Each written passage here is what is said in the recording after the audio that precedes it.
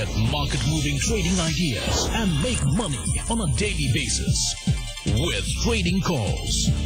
Only on ET Now. Kind attention, marketers.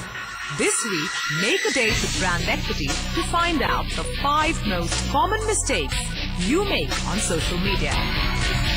Tune in or be left out. Only on ET Now.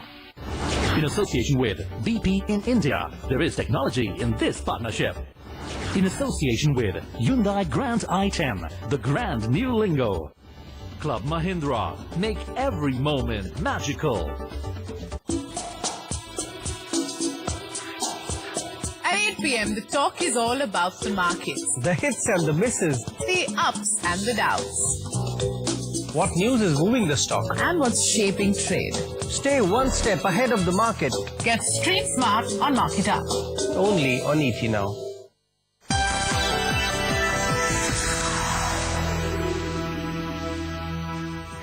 Hello and welcome to Hot Commodities. I'm Manisha Gupta and the top headlines on the show are: the gold prices move higher, gaining over 0.5% in trade on hopes that the Fed will continue its QE program for now. Also, analysts believe gold could break below $1,300 mark ahead of the U.S. non-farm payroll data on Friday.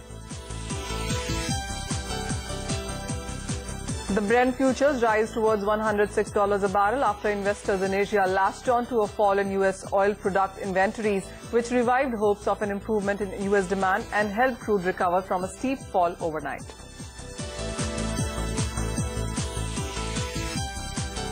And the Indian rupee slips in trade today, hits a fresh 5-week lows, breaches the 62 mark on the back of strong dollar demand from exporters and banks. The weakness comes despite the sluggish dollar. The rupee ended the day at 62.38.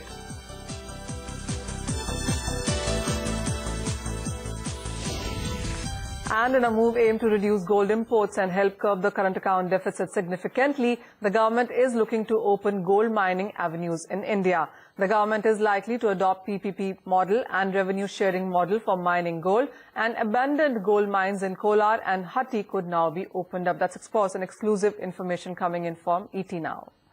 Let's also take a look at how the prices have been in the day today, and you have seen nearly 0.5% of a gain coming in for the yellow metal on expectation that the Fed will continue its quantitative easing program.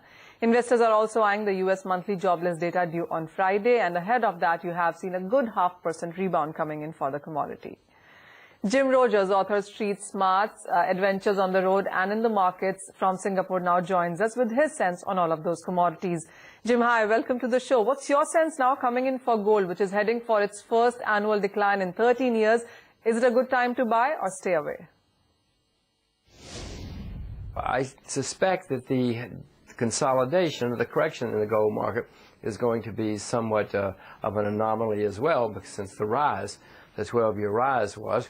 And, of course, you know, India's doing its best to kill the gold market, trying to make sure that Indians don't buy any more gold, don't import any more gold.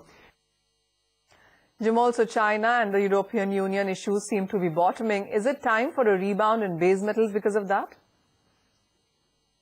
Yes, I'd rather buy base metals now than gold, for instance. I mentioned gold. I'll tell you my reasons for not buying gold at the moment. But base metals are down substantially. There is all this money printing, and some of it's working its way into the economy. Some of that money will go into base metals as a way to protect ourselves against inflation. Jim, also last year we saw a certain pattern. While the gold and the crude prices saw a decline, most of the base metals were trading on the positive side. How would you see the trend for the next 1 year now? I would suspect that base metals will be stronger in the next year. If I had to buy them, I would. Jim, with the tensions in Middle East subsiding and higher inventories coming in from the U.S. as well, do you see a supply-demand mismatch continue here? Well, there is a certain excess supply in the crude market at the moment because of the shale boom in the U.S. I'm not sure how much longer that's going to last, because those wells are very short-lived wells and the production declines pretty quickly. But at the moment, we certainly do have a glut, and we could very well see lower prices. Let's also get in more experts then. And joining us on the show are Priyank Upadhyay, who is AVP Commodity Research, SSJ Finance and Securities. Also joining us is Vijay Bhambani, author and CEO at bsplindia.com. Vijay, what's your sense? As Jim was quite clearly saying that it's the base metal space that he would rather continue to invest in. He would expect that sector to be strong, even stronger. How would you look at that? I would tend to agree, Manisha, because I've been talking about lower bullion prices. The kind of parabolic rise that you've seen in gold over the last decade or so is very difficult to maintain. The kind of buying momentum that's needed to keep propelling prices higher is not forthcoming. And what you have seen today in terms of buoyancy in gold and silver prices has, at least in the Indian context, been more to do with a weak INR than any other factor. I think if you were to pick base metals, I would look at buying the dips in aluminium, buying the dips in copper, not so much in nickel, because nickel has had a good run. I would wait for a small decline in nickel before I would buy. And if I was to get aluminium at 111.5 or 111, I think I would be inclined to buy aluminium. Priyank, what's your sense coming in for the sector now? How would you want to treat it in the near term and slightly longer term as well? See, talking about base metals first, base metal looks for a good rally in the short term as well as in the medium term. If we talk about copper, copper is trading in a range, if you notice, how 440 and 460. Overall, my feeling is that 460 will eventually be taken out and prices could rally towards 470 to 475 in medium term. From the short term strategy, if any dips around 449, 450 would be an ideal level to go long with a stop loss below 447, and we can expect a pullback rally towards 457 to 458. Vijay, how would you look at the natural gas prices? Because that is one thing that still seems to be holding quite well. Today, of course, the whole energy pack is doing well. There is 1 to 1.5% of a gain coming in. But especially for natural gas prices, as we head into winters, would you see much more gains? I think so, yes. Although buy and hold or buy and roll over long position players might not get the entire benefit, because typically the cost of carry tends to be prohibitive in natural gas. But if you were to buy towards the lower end of the spectrum at 214, 215, you stand to get a primary target of 224, and if that is overcome, maybe even 228. But try and get out in the same settlement cycle rather than roll over your longs, because then the cost of carry would start eating into your profits. Priyank, how would you look at the energy space, especially the crude oil prices, where we had seen very sharp, too much, too early, too soon kind of declines coming in? At this consolidation, do you think it's an opportunity to start accumulating? See, Manisha, once 100 psychological level was broken, we saw a sharp decline in prices towards 94, 93. Now looks likely prices are stabilizing on the lower side band, but still overall this could be a dead cat bounce rally in crude oil prices. Overall trend remains on the downside. Still from the short term perspective, yes, on dips you can take a call of going long around 58.50 odd levels with a stop loss below 5780, and we can expect a pullback rally towards 5950 to 6000 in short term. To the gold and silver prices then, and Vijay, what's your sense coming in for gold, and how would you look at this news about India perhaps looking to start or encourage mining in the Indian mines here? Manisha, it will take time, provided the mines also yield any significant amount of gold reserves, but it's not something that will impact the demand-supply metrics overnight.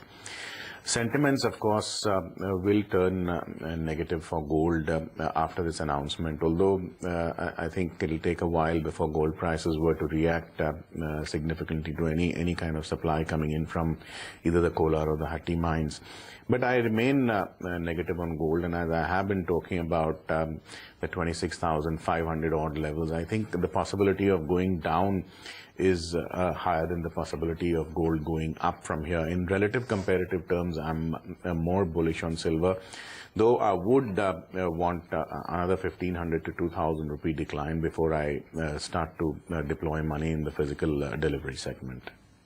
Well, absolutely. It's more to do with sentiment than anything else. While there have been information that Australian and South African companies like De Beers, BHP Billiton and such Sterlite even would be interested in gold mining in Indian shows there. But Priyank, what's your sense between gold and silver? Where do you see some outperformance coming in for this year now? Definitely in gold and silver, if we compare, silver looks more bullish compared to gold.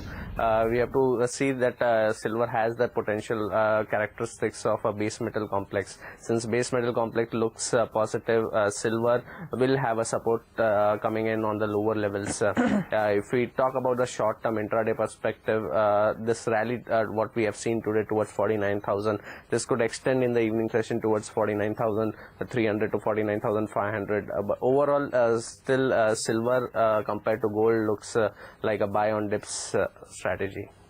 All right, so silver is a better opportunity than gold if you want to start investing into a precious metal there.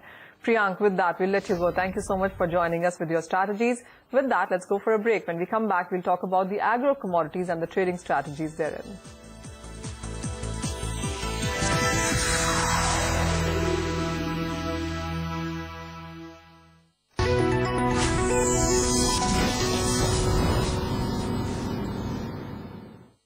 दुनिया से आंखें चुरा के जहां अपने मन की कर सके चलो ढूंढे ऐसा कौन जिंदगी भर हम एक ऐसी खास जगह ढूंढते हैं जिसे अपना कह सके HDFC होम लोन्स अपनी जगह बनाओ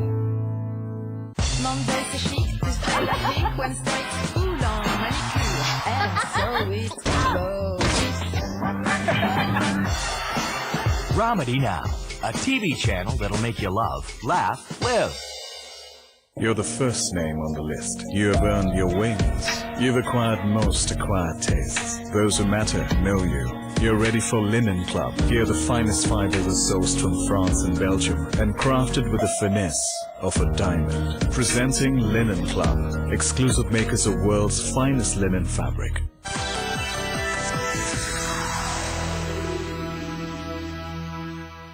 Welcome back, and it has been a busy day for the agro space as well, where sugar prices have declined yet again as festive demand ebbs and supplies remain high because of massive stocks from the mills. The India has started the new sugar marketing year with carry-forward stocks of 8.8 million tons. The country is expected to produce 25 million tons this year against a demand of 23 million tons. On your screens, the closing, of course, has been on the stronger side, near 1% of a gain coming in. In pulses, the chana prices also saw some strength in the intraday market as buying at lower prices was there, supported by improvement in local demand, though favorable weather for sowing and adequate soil moisture has capped too much of gains here. There are also market talks of imposition of import duty on pulses, which is at zero at the moment. To guar seed prices, which have seen a bit of a decline today due to new season arrivals amid sluggish demand and expectation of higher production, supplies from the new harvest have started coming into the local markets in small quantities and will increase in the coming weeks. To the edible oil space, where soybean futures rose today on poor arrivals in spot markets, raising concerns over crop damage due to rains, while a weaker rupee also pushed soy oil prices higher. Demand from soy meal processors and edible oil refiners also supported the buying in soybean. In spices, turmeric futures struck a contract low today due to mounting stocks and sluggish overseas demand and expectations of a better crop. Jeera, in the meanwhile, also traded on a stronger note on expectation of some improvement in export demand, though higher than expected spot supplies and prospects of better cultivation due to ample rain restricted too much of an upside here. Jim, of course, is still with us at this point, and let's take it to him yet again. Jim, what's your sense really? You have been bullish on agro commodities. What's your view on sugar and especially tea? Because that's another thing that you keep tracking. Well, I own sugar. I bought sugar not long ago. Tea, I'm really not up to date on tea. There's no futures market in tea, so I don't pay too much attention to tea. I am optimistic about coffee, cocoa, so I presume the same economics will apply to tea. Coffee is certainly down a lot, and it's one that one should consider buying. So if it's the same with tea, I suspect one should consider it. Jim, also the food inflation levels in India are at a multi-year high, even as we have seen the best monsoon in a decade. Much of the higher prices also are due to the rupee volatility. Which agro commodities do you see moving higher in the near term? Well, I'm very optimistic about all agricultural products. Near term, I don't have a clue. All right, Jim, we'll let you go at that. I appreciate you joining us with your sense on agro and the non-agro commodities there. Vijay, what's your sense really coming in for the edible oil space? Because today has been yet another very strong day for that. Manisha, here again the currency aspect has buoyed the crude palm oil and the refined soy oil prices, because we tend to import a lot of our edible oils. And as and when you see the rupee weakening against the dollar, we do tend